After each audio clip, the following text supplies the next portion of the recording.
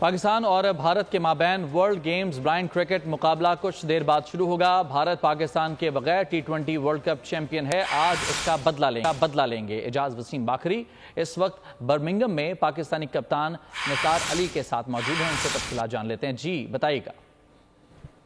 जी मैं बर्मिंघम में मौजूद हूँ। बर्मिंघम में इब्सा वर्ल्ड गेम्स के अंदर ब्लाइंड क्रिकेट को पहली मर्तबा शामिल किया गया और अब से कुछ देर बाद यहाँ बर्मिंघम में पाकिस्तान और रवैती हरीफ भारत के साथ एक बड़ा क्रिकेट मुकाबला होने जा रहा है। मेरे साथ पाकिस्तान ब्लाइंड काउंसिल के चेयरमैन सैयद सुल्तान शाह मौजूद हैं और पाकिस्तान क्रिकेट टीम के कप्तान निसार अली भी मौजूद हैं। इनसे बात करते हैं। सबसे पहले मैं कप्तान से बात करूंगा, कितने एक्साइटेड है इंडिया के लिए अभी, क्योंकि रेगुलर एशिया कप और वर्ल्ड कप के भी मैचेस आने वाले हैं जिनका कौम को इंतजार है।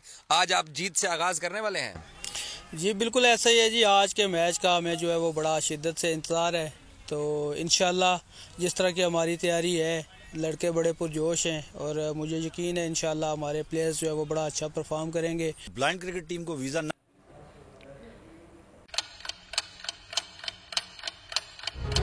आप लोग इस मुल्क पाकिस्तान में आजाद हैं।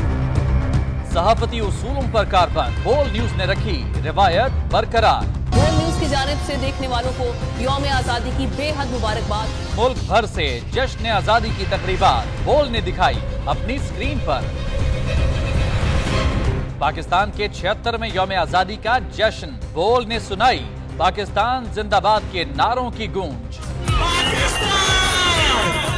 बोल की सबसे बड़ी ट्रांसमिशन में पाकिस्तान का नाम रोशन करने वालों ने दिए कौम को पैगामात। बेपनाह मुश्किलात का सामना करके इस मुल्क को हासिल किया। आजाद कौमों को बहुत सी कुर्बानियां देनी पड़ती हैं। 76 वालियों में आजादी का दिन जोश खरोश के साथ मनाया, क्योंकि जिंदाबाद पाकिस्तान ये है बोल की पहचान।